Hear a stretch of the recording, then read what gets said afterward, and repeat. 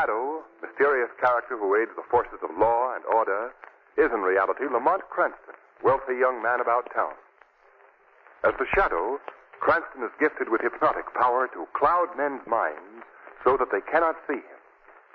Cranston's friend and companion, the lovely Margot Lane, is the only person who knows to whom the voice of the invisible Shadow belongs. Today's story, The Isle of the Living Dead.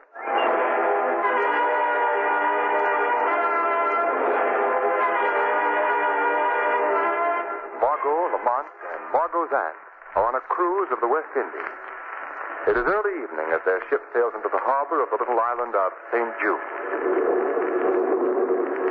In spite of the thunderstorm that is in progress, Margot insists that they go ashore. Her aunt refuses. So only Lamont accompanies her as they walk down the ship's gangplank to a waiting loft.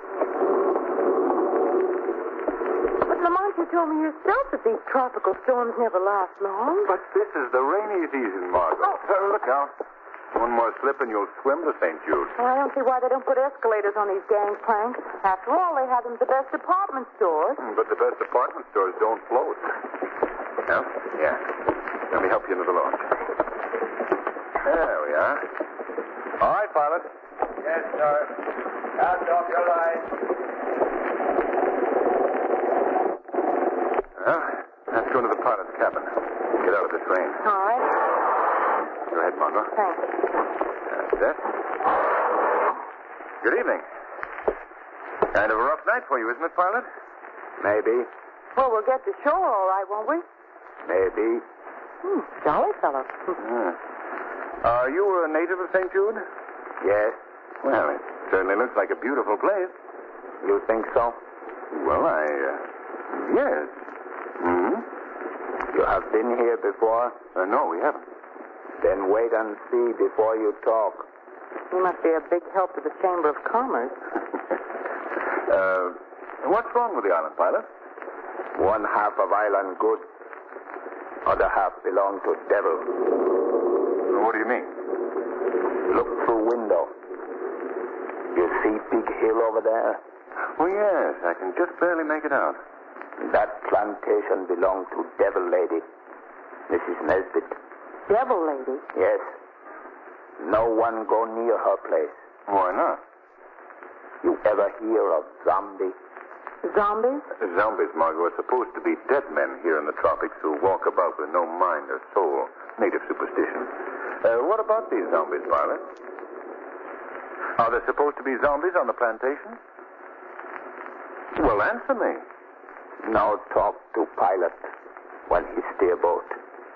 He must have read that on a streetcar someplace. Come on, Lamont, let's go out on deck. Yes. Yes, all right. What do you suppose he meant, Lamont? About the island? I don't know. Say, isn't that the young girl that played bridge with us on the boat? Where? Sitting back there in the stern. Yes, of course. Betty Fulton. Lamont, she's crying. I wonder what the trouble is. Well, let's find out. Hello there. Oh, hello, Margot. Lamont. Oh, anything wrong, Betty? No. No, that is... I'm leaving the ship. Why, Betty? I'm going to the island to look for my fiancé, David Belmont. Well, that shouldn't be an occasion for sadness. I'm afraid that something's happened to him. That's why I'm here. That's why I've come to this sinister, terrifying island. No, Betty. How do you know that something's happened to him? Well, 6 months ago, he went to New York to find work. I heard from him regularly. And then one day I received a letter telling me that he secured a job on the island of St. Jude. And what kind of a job? Something to do with a sugar plantation. Sugar plantation. Lamont, isn't that the place the pilot... Well, there must be more than one sugar plantation, Margot. What happened next, Betty? I never heard from him again. I wrote to the steamship company and learned that he had definitely come to St. Jude, so I came to New York and booked passage on the first ship. But, Betty, there might have been a mix-up in the mails or any number... No. I've heard too many strange things about the island of St. Jude. Now that I'm here and I feel the mystery of this tropical night, I'm sure something has happened to David. Lamont, listen. What is it? It's probably a native celebration. Why, of course. Look up there on the hill. See that faint line of lights bobbing along? Lamont, that's on the plantations the pilot told us about. Come on, Margot. We'll ask the pilot what all this means. Oh, Lamont, do you suppose it can be zombies? I don't suppose anything. Yes. Pilot. Pilot, those lights moving along that hillside, what are they? Lights? Yes. And what are those drums we're hearing? I hear no drum. No drums, but... I see no light. Now, wait a minute. Are those zombies? Are they? Ask Jandy. He know. Jandy know everything. He say drum means death. Jondi. Well, who is Jondi? Well, we'll never learn from this fellow. Lamont, Margot, did you find out what those lights are? No, Betty. Oh. Now you know what I mean about the island. It's taken David from me. Betty, Margot and I have a day and a half to spend on this island. If it leaves your mind, we'll help you look for David. And believe me, we won't give up until he's found.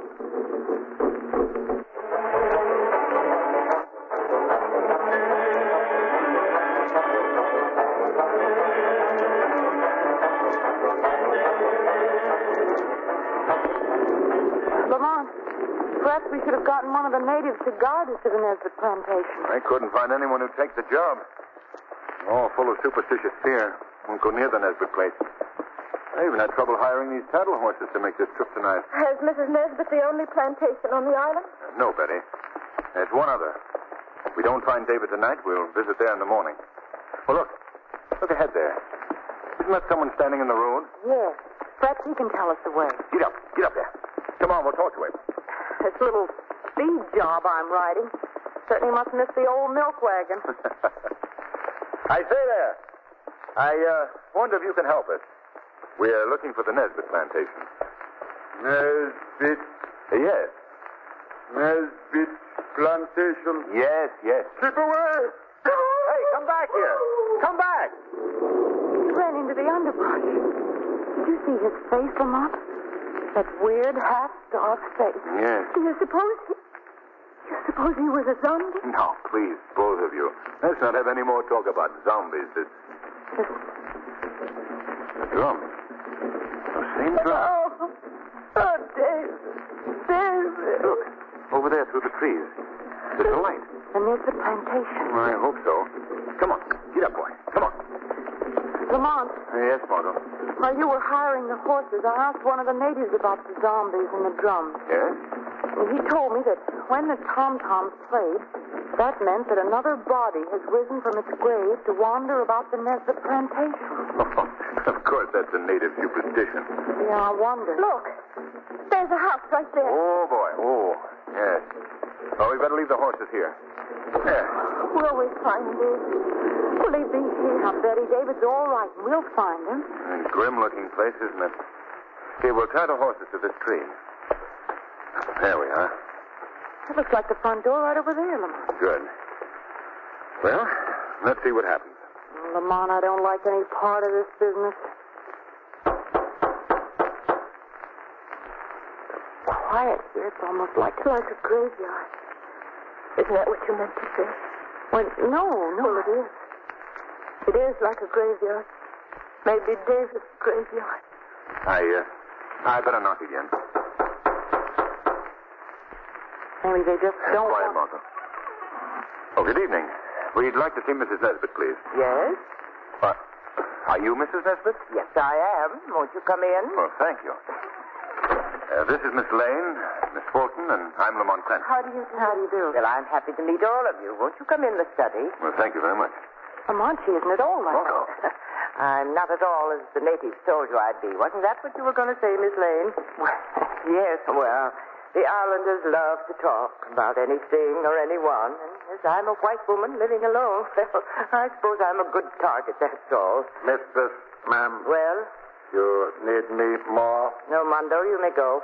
It's bad night tonight. I keep watch. Go, Mondo. I go. The natives are always uneasy in this rainy season. Yes. Mrs. Nesbitt, I'd like to explain the reason for our late visit tonight. Yes? We called on you to learn if you had ever heard of a young man here on the island named David Belmont. David Belmont? No, I'm afraid I don't know. I hope Well, there's another plantation on the island. Have you looked for him there? No, we came to you first. Well, I wish I could help you, but I'm afraid I can't. I see. Well, it looks like... What was that? It sounds as if it were in this house. No, it couldn't be. Hey, listen. That seems to come from under this room. Now, don't be alarmed. I'll find out what the disturbance is. Mondo? Mondo? Look! Over there at the window. Someone's looking in. That face, it isn't human. Quiet, you little fool. There's no one at the window. Beg your pardon. But look, all of you. Do you see anyone there? No, I don't. I know. I saw someone. I know I did. Now, Betty, don't, please. You call mistress, ma'am? What was that noise, Mondo? I find John D. outside. I chase him away. But what was the noise beneath the house? Noise beneath house? Yes, those moans. That was horses. Rain make them restless tonight. Oh, of course. I'd forgotten. In this rainy season, we put the horses in the cellar under this room. Mistress, ma'am, that the pen to horses? Yes. I'm afraid you must excuse me. Well, of course. We were leaving anyway. Sorry to disturb you, Mrs. Nesbitt. Quite all right. Mistress, ma'am, that attend to horses? Quick, yes, Mondo. Good night, Miss Lane, Miss Fulton, Good night, and thank you anyway for... Well, that's where I come from. That's known as the Bum's Rush. You almost pushed us out that door. Lamont, did you hear that servant speak of John D? Yes? And the pilot on the boat spoke of John D, too. Yes, that's right. He said, ask John D. John D knows everything. Why do you think Mrs. Nesbitt was so upset about the horses? Because they're most unusual animals, Betty. What do you mean, Lamont? Well, do you remember those moans we heard in the house? I don't see how I could forget them. Why do you ask? That was the first time, Margot, I'd ever heard a horse moan with the vocal cord of a human being.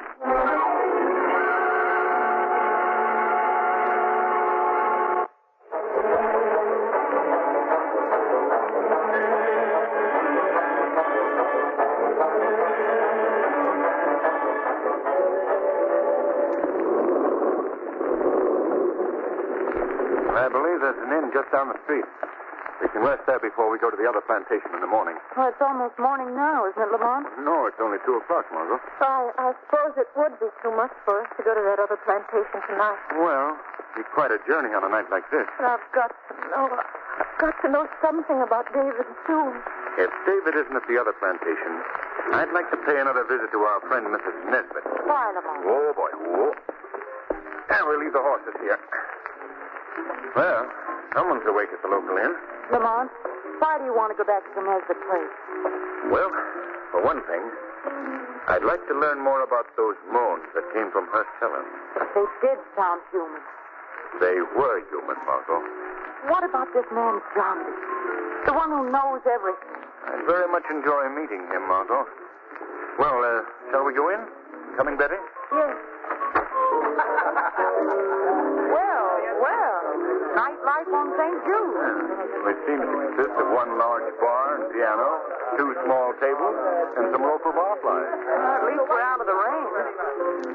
I don't know whether I want coffee or a clothes wringer. Margot, I don't know how to thank you both for practically risking pneumonia just for my sake. Oh, that's all right, Betty. But here, let's not stand here and drip all over the floor. If we must make puddles, let's do it at the table. What's going on over there? I don't know. There seems to be a crowd gathered around someone at the end of the bar. Watch him do this one. Well, what are we waiting for? Come on, Betty. Look, Lamont. Kind of attraction seems to be one of the natives. Yes. What's he up to? Eyes closed, swaying back and forth in rhythm. And a stupid grin on his face. He's saying something, isn't he? Why, I can't, old boy. I really can't. Don't you know? I really... Why, he talks like a cultured Englishman. So sorry it all went. Go on, some more. That's not enough. Look, he's holding out his hat and they're putting money. Money? More money? Right, man? That's odd. Now he's talking in a native voice. And just a moment ago, he spoke like an Englishman. Let's find out about this. I beg your pardon, sir. Yes? Who is this man? Oh, just one of the natives. Yes, but his speech. First he spoke perfect English, and then he reverted to a guttural native voice. That's why we're throwing money in his hat. Now, this man is sort of half-witted drunkard. He's a character around these parts because he's been gifted with a remarkable talent for imitating any sound he hears. No, I see. I've been told of such cases. It's rather uncanny when you first hear it. Yes, I should say it is. Look, he's working up in another imitation. You see, he sings.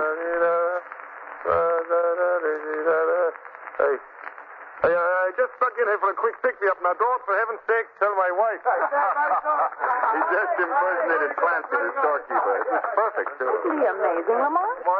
Money for Jandy? Give him some money, Lamont. Let's see what happens. All right. Jandy, here's some money for you.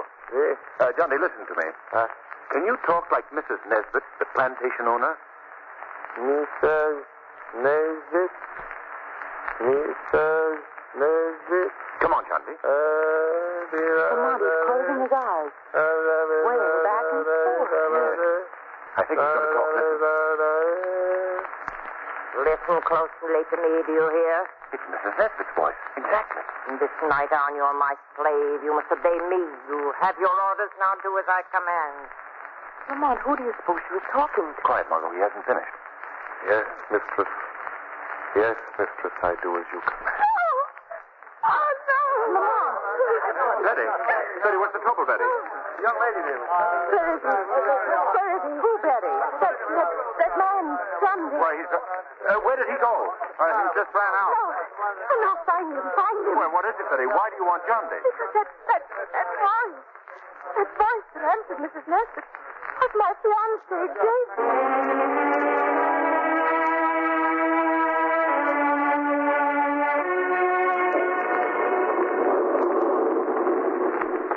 Mondo, Yes, mistress, ma'am. what's that lantern you're carrying? Keep it dry. Yes, mistress, ma'am. Rain or no rain, they're going out into the fields and work. Crop will be ruined if they don't. Swine, eating my food, carrying for them. Mondo, what's that lantern? Yes, mistress, ma'am. Oh, their false arrange have come, and they'll suffer for it. They'll be punished. We must hurry, Mondo. Drug will wear off. I don't give each another injection. No. Mando, no like to be around when you stick needles in men's arms. Mondo, open that cellar door. No, make me go in with them. I said open that cellar door. No, mistress, ma'am. No, nothing with man. I open. Close it quickly. Quiet, you fools. Now listen to me, all of you. I don't expect you to know what I'm saying, but listen anyway. You understand that you're no longer men, you're swine in chains, bound together. Filthy cattle who labor in the cane fields under my command. For 2 days now it's rained. Because of that rain, you haven't worked. Eaten my food, you've gotten my care while my crops rotting in the fields. Please, I can leave here. Mistress, ma'am. Quiet, Mondo. I only keep all of you alive because I save money using you to labor for me instead of native help. Fortunately, the silly superstition of zombies has kept all people away. And now you've dropped this rain, so I'm going to punish you for it. Before you go to the field, you're going to feel the lash of a whip across your back. You'll see how the twilight... No, with them. No. Something bad may happen. You idiots, come here. Come here. They do not obey. They must obey. Come here to me, I command you. What was that? That voice. They no longer obey your commands, Mrs. Nesbitt. Who speaks? Who talks to me? Has one of you broken the spell? I spoke, Mrs. Nesbitt, but I'm not one of your slaves. Who are you? Men call me a shadow. I see no one. He speaks. I see no one. I'm standing right beside you, Mondo. No. No one beside me. My hypnotic powers make me invisible to your eyes. What do you want? Why are you here? I have come to free these men from the evil spell that you've cast upon them. No. No, you have no business here. Get out! Get out! My power frightens you, Mrs. Nesbit. Frightens you because it's far greater than yours. No one has greater power than I. Mondo, seize this man. Listen for the location of his voice and seize him. Yes, Mondo. Come on. Seize me. If you dare. Oh, no, Mondo don't like voice.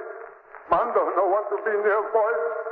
Mondo, run away from voice. Mondo, come back here. Your faithful Mondo has deserted you, Mrs. Nesbit. He's not only deserted you, but he's also locked you in the cellar with the slaves you've so cruelly treated. Oh, no. And they're becoming restless, Mrs. Nesbit. Perhaps they feel that the power you hold over them is not as strong as you've led them to believe. No, let me out of here. Mondo, open that door. That door will remain locked until you tell me the secret you've used to turn these poor creatures into living dead men. Slaves who move and act like animals. I can't tell you that. The men are becoming more restless, Mrs. Nesbit. Soon your power will wear off altogether. And when it does, I must warn you, it would be futile for me to attempt to save you from their mad rage. No. Hear them? You haven't much time, Mrs. Nesbit. You can't keep me locked up in here. You must let me out. I cannot release you till you tell me what you've done to these men. All right, I'll tell you. I've been feeding them a drug. A secret drug that I discovered here on the island. I thought so. Is there an antidote for that drug? No, it's not necessary. Unless it's administered daily, the effect wears off. Now, please, let me out of here. Not yet, Mrs. Nesbit. First, you must tell me who these men are. Some of them are natives. The others are white men that are hired in the States. And you gave them this drug and put them to work in your fields as slaves, isn't that right? Yes. And you created the superstition of zombies, of the tom-toms, just to keep away anyone who might be curious about your activities. Yes, let me out of I here. must learn one more thing. Is one of these men David Belmont? Answer me. Is he among them? Now, please, open the door. You promised me, please. Shadow. I keep my promise. Shadow. He's come to see me in the door. Get out in my way. Where? Shadow. Shadow, are you over here? Shadow. Shadow.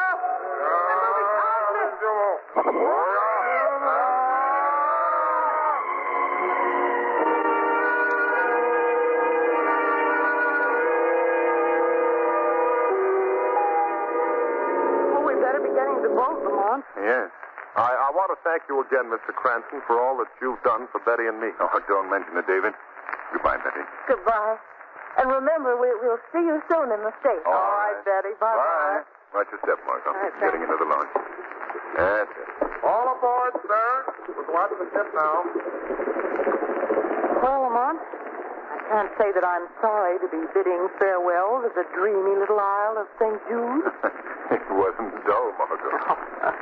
Oh, I'm glad that the authorities cleared the men of any responsibility for Mrs. Nesbitt's death. Well, it was easy to prove that she died of shock. A shock induced by fear of the living dead men that she herself had created. Yes. Well, I've settled one point in my mind anyway. Oh? What's that? The only zombies that I ever want to see again are the kind they serve in a nightclub in a long, cool glass.